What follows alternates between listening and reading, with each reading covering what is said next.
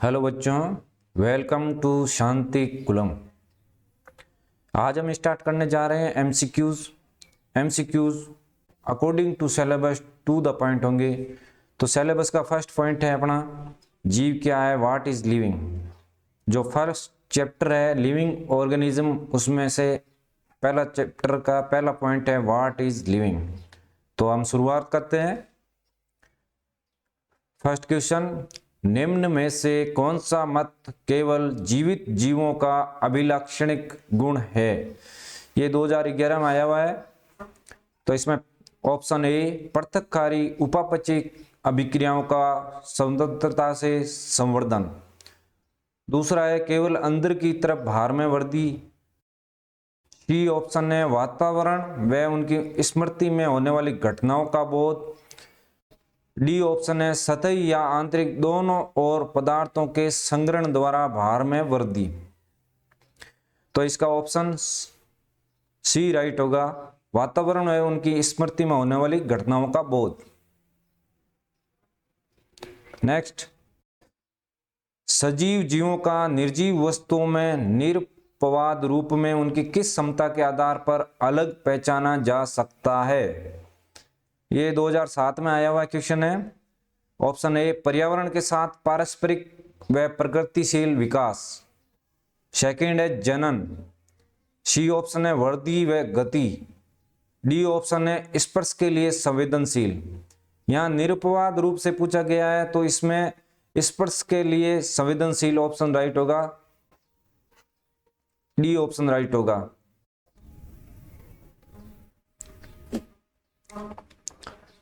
Third question, जैविक संगठना किस स्तर से प्रारंभ होती है। तो अपन ने पढ़ा था जैविक संगठना उप सूक्ष्मदर्शी आणविक स्तर से स्टार्ट होती है। तो डी ऑप्शन इसका राइट है।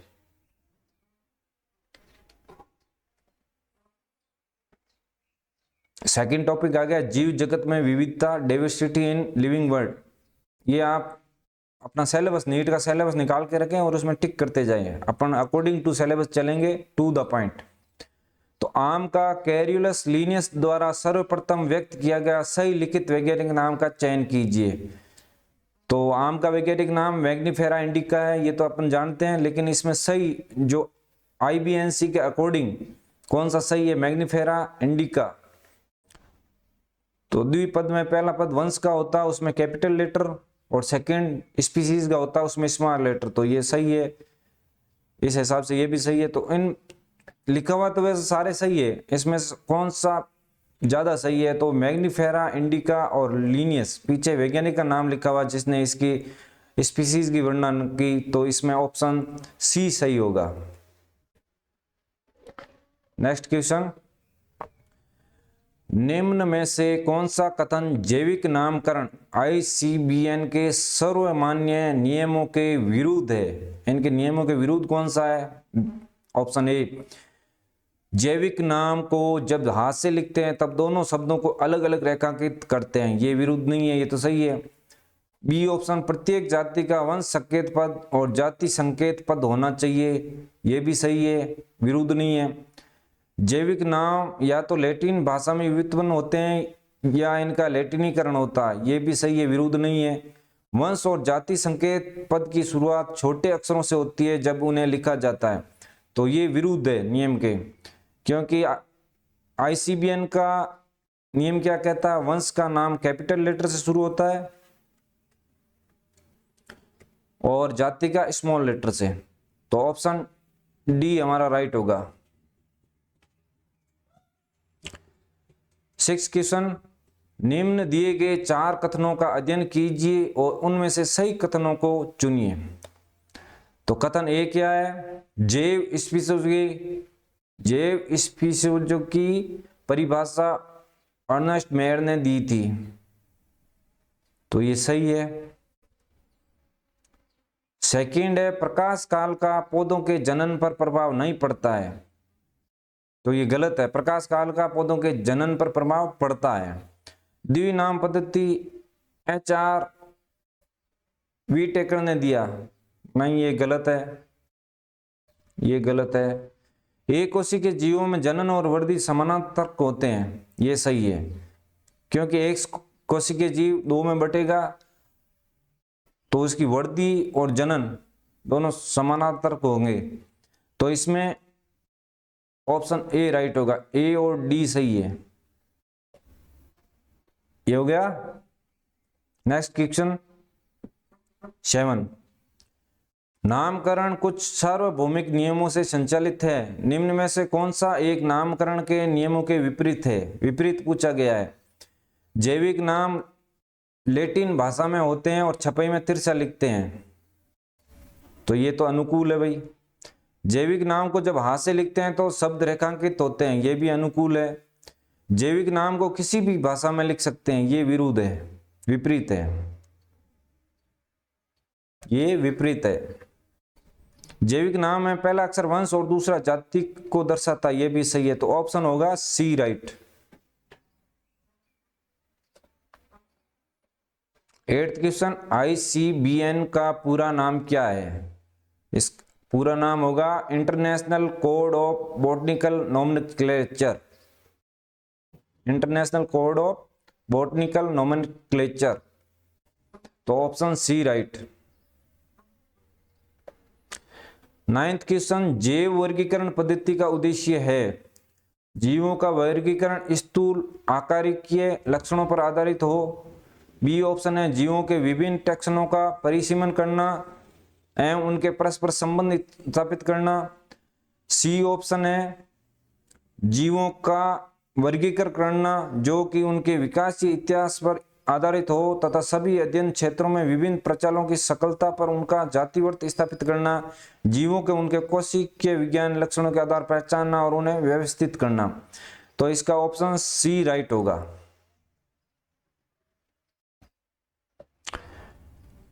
10th क्वेश्चन, जेनेरा प्लांटेरम नामक पुस्तक किसने लिखी? तो जेनेरा प्लांटेरम पुस्तक लिखी है, ऑप्शन ए है एंगर व प्लांटल, बी है बेंथम एंड हुकर, सी है बेसी, डी है हैचिंसन। तो इसका ऑप्शन बी राइट होगा, बेंथम एम तथा हुकर। बेंथम और हुकर ने पुस्तक लिखी जेनेरा प्लांटेरम, इसमें आवर्त बीजियों के बारे में बताया गया है, याद रखना।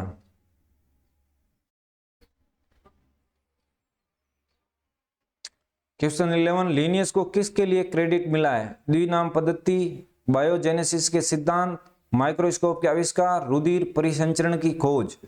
तो लीनियस ने द्विनाम पद्धति दी है तो इसके लिए इसको क्रेडिट मिला है, तो ऑप्शन ए राइट। लीनियस ने नामकरण की एक पद्धति का विकास किया जिसे क्या कहते हैं? द्विनाम पद्धति।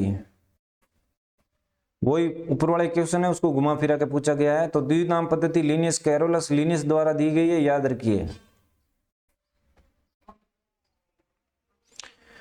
नई वर्ग की न्यू सिस्टेमिक शब्द का उपयोग सबसे पहले किसने किया था? नई वर्ग की न्यू सिस्टेमिक शब्द का उपयोग सबसे पहले किसने किया था? ऑप्शन ए बेंथम तथा Hooker, option B Linnaeus, option C Julian Huxley, option D APD Candolle. तो इसका सही आंसर होगा Julian Huxley, junior Huxley. Next को टॉपिक आ गया अपना सिलेबस का टैक्सोनॉमिकल कैटेगरी। क्वेश्चन पढ़ते हैं, प्राणियों में वर्गीकी संवर्ग का कौन सा अधिक्रमिक विन्यास आरोही क्रम में है? आरोही क्रम में है, तो अपना आरोही क्रम क्या होता है? टैक्सोनॉमिकल वर्गीकी संवर्ग क्या होता है? सबसे ऊपर होता है जगत, फिर होता गण,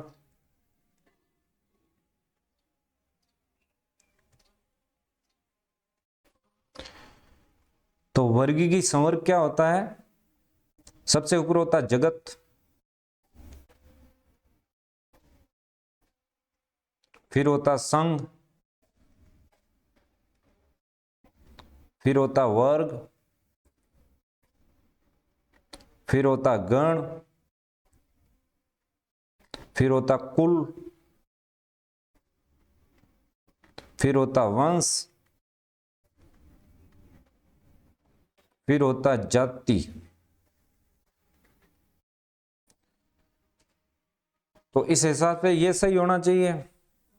लेकिन यहाँ क्या पूछा गया, आरोही क्रम पूछा गया। आरोही क्रम में जाति, वंश, कुल, वर्ग, गण इस तरह से लिखा होता तो ये सही होता, नहीं तो ये इनमें से कोई भी ऑप्शन सही नहीं है। ये क्वेश्चन मिसप्रिंट हुआ है। फिफ्थ क्वेश्चन, निम्न में से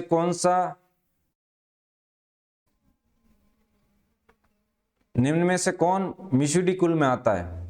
मिसुडी कुल में कौन सा आता है भाई? ऑप्शन ए है मक्की, बी है टिड्डा, सी है जुगनू, डी है तिलचट्टा।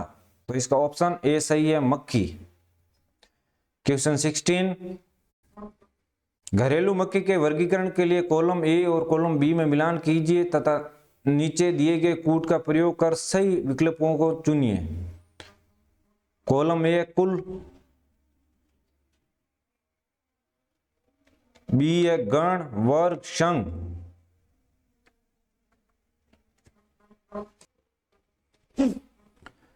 तो मक्खी का कुल कौन सा है? मक्खी का कुल होता है भाई मिसुडी। ठीक है। ऑर्डर होता है डिप्टेरा। Class insecta. संघ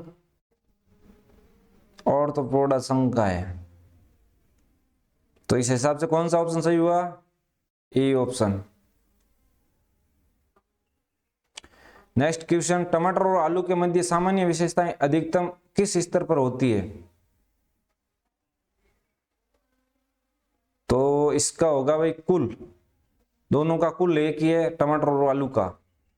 तो ऑप्शन ए सही होगा। 18 क्वेश्चन, निम्नलिखित में से किस एक जीव का सही वैज्ञानिक नाम जो नामकरण के अंतरराष्ट्रीय नियमों के अनुसार सही छापा गया है तथा जिसका सही वर्णन भी किया गया है, कौन सा है? मस्का डोमेस्टिका, सामान्य घरेलू छिपकली, एक सरीसृप। ऑप्शन बी प्लाज्मोडियम फैल्सीफेरम एक प्रोटोजोआ रोगजनक सर्वाधिक गंभीर प्रकार का मलेरिया होता है। फेलिस टाइग्रिस भारतीय बाघ घोर जंगलों में भली भांति सुरक्षित। ई कोलाई का पूरा नाम एंट अमीबिका कोलाई मानव आंतड़ियों में सामान्य पाए जाने वाला एक जीवाणु।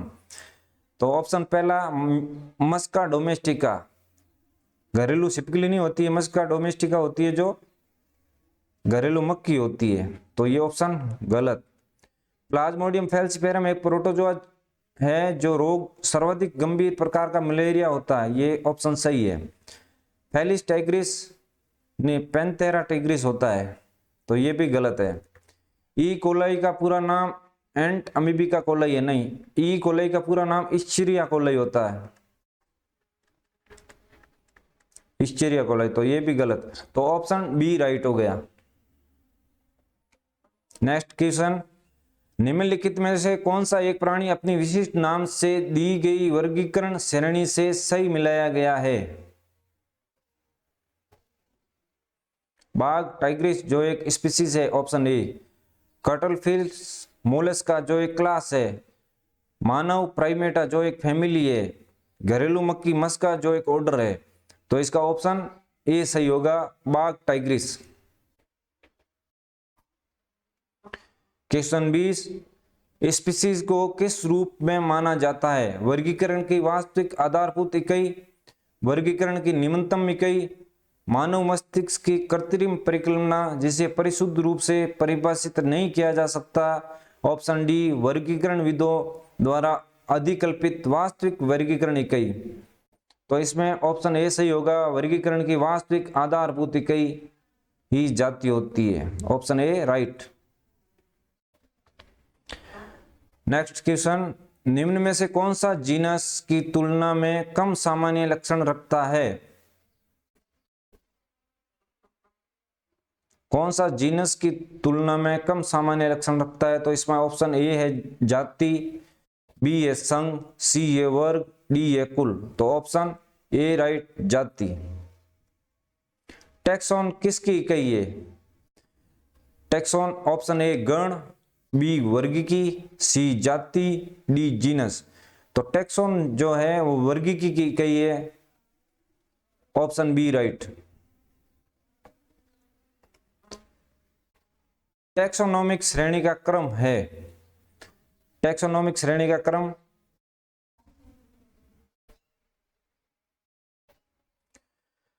ऑप्शन ए वर्ग, संघ, ट्राइब, गण, कुल, वंश, जाति। ऑप्शन बी प्रभाग, वर्ग, कुल, ट्राइब, गण, वंश, जाति। ऑप्शन सी प्रभाग, वर्ग, गण, कुल, ट्राइब, वंश, जाति। तो ऑप्शन सी राइट है, प्रभाग, वर्ग, गण, कुल, ट्राइब, वंश, जाति। Option C right. क्वेश्चन 24, परिभाषिक शब्द संघ किसने दिया था? Option A Cuvier, option B Theophrastus, option C Haeckel, option D Linnaeus. तो इसमें ऑप्शन सी राइट होगा, हेकल ने दिया था फाइलम शब्द। पौधे या जंतुओं के समूह को समान लक्षण वाले किसी रैंक में होते हैं उसे कहते हैं? ऑप्शन ए जाति, ऑप्शन बी वंश, ऑप्शन सी गण, ऑप्शन डी टैक्सॉन। तो इसमें ऑप्शन डी राइट होगा, समान लक्षण वालों को एक टैक्सॉन में रखा जाता है। ये क्वेश्चन ऊपर वाले क्वेश्चन से मिलता जुलता है, थोड़ा घुमा के पूछा गया। एक टैक्सॉन है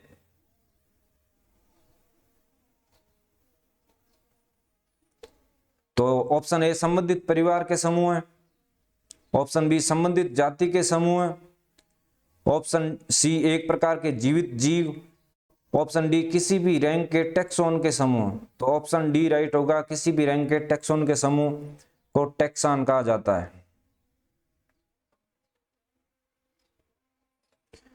टैक्सोनॉमी या वर्गीकरण की आधारभूत इकाई या सबसे छोटी इकाई है? ऑप्शन ए जाति, ऑप्शन बी जगत, option C family, option D variety. तो सबसे छोटी इकाई कौन सी है वर्गीकरण की? वो है जाति। ऑप्शन ए राइट होगा। जाति की स्थिर अवधारणा को प्रस्तुत किया था? जाति की स्थिर अवधारणा को प्रस्तुत किसने किया था? Option A de Candolle, option B Linnaeus, option C Theophrastus, option D Darwin. तो ऑप्शन बी राइट होगा, लीनियस, कैरोलस लीनियस ने दिया था। नेक्स्ट क्वेश्चन, स्तंभ ए में दी गई मदों का स्तंभ बी की मदों से मिलान कीजिए और नीचे दिए गए विकल्पों में से सही विकल्प का चयन कीजिए। पादपाल परीक्षित पादपों जंतुओं के संग्रह का एक स्थान। कुंजी एक क्षेत्र में पाई गई जातियों का विधिपूर्वक गणन करते हुए उनकी पहचान की सुगमता के लिए संक्षिप्त वर्णन करते हुए एक सूची। संग्रहालय ऐसा स्थान जहां पादप नमूनों को सुखाकर और दबाकर पत्र पर आरोपित कर रखा जाता है। सूची पत्र एक पुस्तिका जिसमें लक्षणों की सूची और उनके विकल्प होते हैं जो विभिन्न वर्गों की पहचान करने में सहायक होते हैं। तो जो पहला ऑप्शन है ई पादपाल है, इसमें क्या होता है? एक ऐसा स्थान जहां पादप नमूनों को सुखाकर और दबाकर पत्र पर आरोपित रखा जाता है, इसको हर्बेरियम बोलते हैं। ठीक है। ऑप्शन बी, ऑप्शन बी है कुंजी। कुंजी कुंजी होगी एक पुस्तिका जिसमें लक्षणों की सूची और उनके विकल्प होते हैं जो विभिन्न वर्गों की पहचान करने में सहायक होते हैं। ऑप्शन सी संग्रहालय। संग्रहालय में क्या होता है? परिरक्षित पादपों और जंतुओं के संग्रह का एक स्थान है। संग्रहालय में क्या पादप और जंतुओं को संग्रहित किया जाता है। ऑप्शन डी एक क्षेत्र में पाई गई सभी जातियों का विधिपूर्वक गणन करते हुए उनकी पहचान की सुगमता के लिए संक्षिप्त वर्णन करते हुए एक सूची तैयार किया जाता है, कैटलॉग। तो ये हो गया, ये इसका आंसर है। क्वेश्चन थर्ड, पादपाल पत्र के नाम पत्र में निम्नलिखित में से कौन सी सूचना अंकित नहीं होती है? ऑप्शन ए संग्रह की तारीख, ऑप्शन बी संग्रहकर्ता का नाम, ऑप्शन सी स्थानीय नाम, ऑप्शन डी पौधे की ऊंचाई। तो अपना हर्बेरियम सीट बनाते हैं तो उसमें तारीख लिखते हैं, संग्रहकर्ता का नाम लिखते हैं, स्थानीय नाम लिखते हैं, पौधे की ऊंचाई नहीं लिखते हैं। तो ऑप्शन डी राइट होगा, option D right. Next question, निम्नलिखित में से कौन सा कथन सही नहीं है? संग्रहालय पादपों और जंतुओं की तस्वीरों का संग्रहण है। पूंजी नमूनों को पहचानने के लिए एक वर्गीकी सहायक है। पादपालय में सूक्ष्मीकृत प्रेस किए गए परिरक्षित पादप नमूने होते हैं। ऑप्शन डी वानस्पतिक उद्यान संदर्भ के लिए जीवित पादपों का संग्रहण है। तो ऑप्शन ए राइट होगा, क्योंकि संग्रहालय पादपों और जंतुओं की तस्वीरों का संग्रहण नहीं है। संग्रहालय के अंदर जीवित पादप और पौधों को रखा जाता है, परीक्षित करके रखा जाता है। तो ऑप्शन ए राइट होगा। तो बच्चों थैंक यू। आज का एमसीक्यूज यहीं खत्म होते हैं। नेक्स्ट कल अपन और लेके आएंगे नेक्स्ट चैप्टर और नेक्स्ट टॉपिक से। धन्यवाद।